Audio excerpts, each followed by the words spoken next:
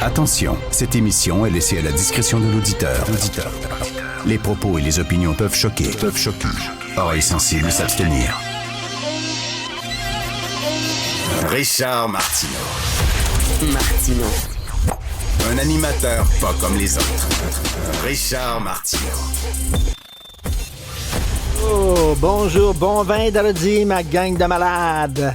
Vous demandez quoi regarder ce week-end? Tantôt, avec Benoît Dutrisac, je lui ai conseillé une comédie de fiction qui s'intitule « De Studio » sur Apple TV. Mais là, je veux vous parler d'un documentaire en 3 parties, un documentaire français en 3 parties d'1 heure, disponible sur Netflix. Le titre est en anglais parce que c'est sur Netflix Canada, là, mais le documentaire lui-même est en français.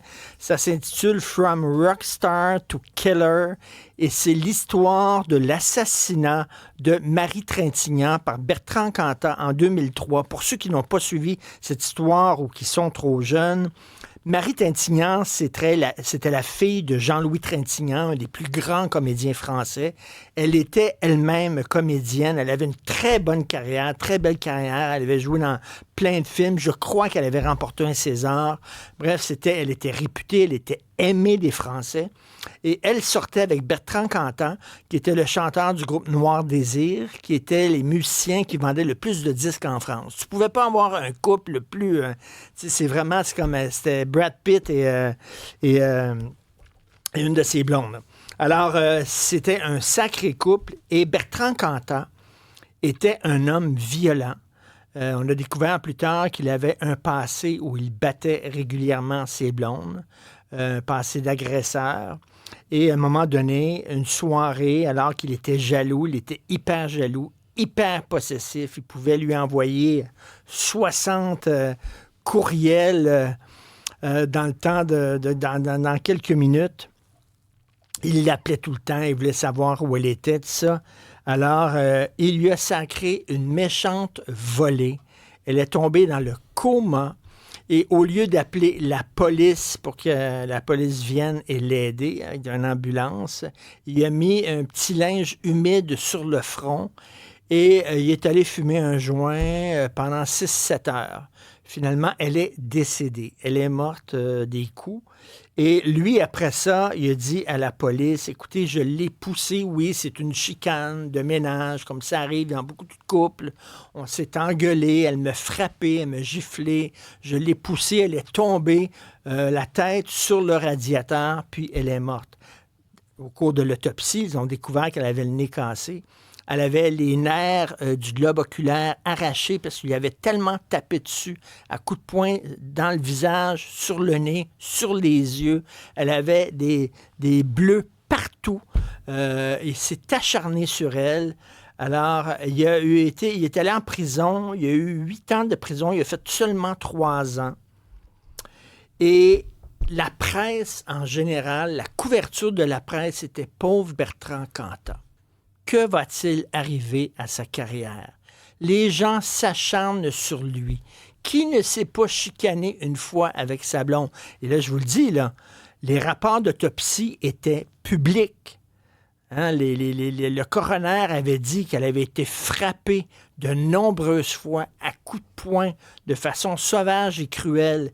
Il a fait la page couverture des Inrecuptibles, qui est le magazine français culturel des jeunes branchés woke, en disant « Wow, Bertrand Cantat, on était avec toi, etc. » Il faisait la page couverture de Libération. La couverture est absolument ignoble.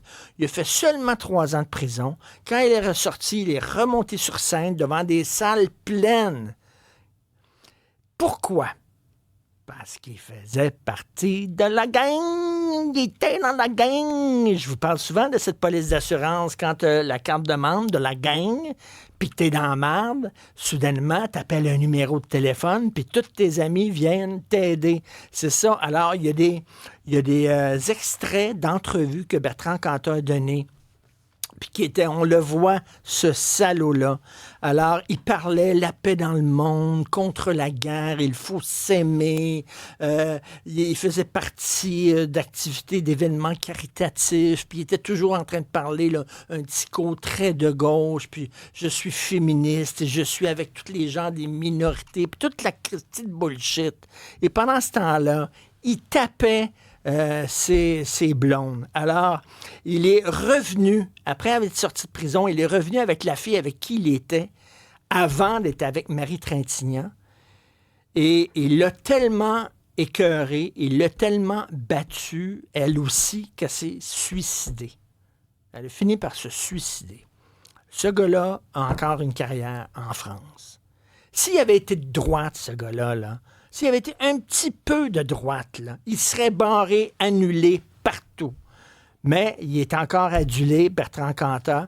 Et Wajdi Mouawad, qui est un dramaturge, metteur en scène québécois qui vit maintenant en France, mais il avait monté un show au Québec, au TNM, et il voulait que Bertrand Cantat soit sur scène parce qu'il aimait beaucoup Bertrand Cantat. Et ça, c'est à sa sortie de prison, où il avait purgé seulement 3 ans pour avoir tué une femme à coups de poing. Il aurait été sur la scène du TNM, puis il voulait qu'il fasse la musique de son show. Finalement, il y a eu des gens qui ont chialé ici au Québec, puis finalement, il a décidé de ne pas l'inviter, peut-être, là. Mais ce gars-là, toute la petite gauche, ont fait vraiment un bloc autour de lui pour le défendre et défendre sa pauvre réputation. Et là, tu voyais... Dans le documentaire, on voit des courriels qui s'écrivaient « Oh mon Dieu, que va-t-il arriver à Noir Désir? Et j'espère qu'ils vont quand même... » Attends une minute. Il est sorti de prison. Pendant qu'il était en prison, Noir Désir a gagné un prix de la meilleure chanson. Alors, les autres membres du groupe sont montés sur scène et on dit c'est pour Bertrand qu'on remporte ce prix-là. Puis les gens applaudissaient dans la salle. Le gars, il est en prison. Il y avait tué une femme à coups de poing. C'est comme quoi il y a 2 poids, 2 mesures. Quand tu fais partie de la gang, tu es protégé. Puis quand tu fais pas partie de la gang, tu n'es pas protégé. Regardez ce documentaire-là. C'est hallucinant. Il y a plein de témoignages de gens qui sont outré, vraiment. T'as le gars qui a fait l'autopsie, puis j'en reviens pas à quel point cette femme-là avait été battue et agressée, tout ça, et les gens ne reviennent pas de la réaction de la presse qui était hyper complaisante, et ses fans et tout ça. Vous allez hurler en regardant ça. C'est 3 épisodes d'1 heure. J'ai regardé ça hier avec Sophie hier soir, et c'était quelque chose. Autre chose, parlant de la France, un autre sujet, je veux que Maximile, notre excellent journaliste recherchiste, vous raconte une petite anecdote qui est, ma foi, assez savoureuse. Maximile, vas-y. Oui, moi, tu sais, ma blonde est française, on en a déjà parlé, je pense, à l'émission.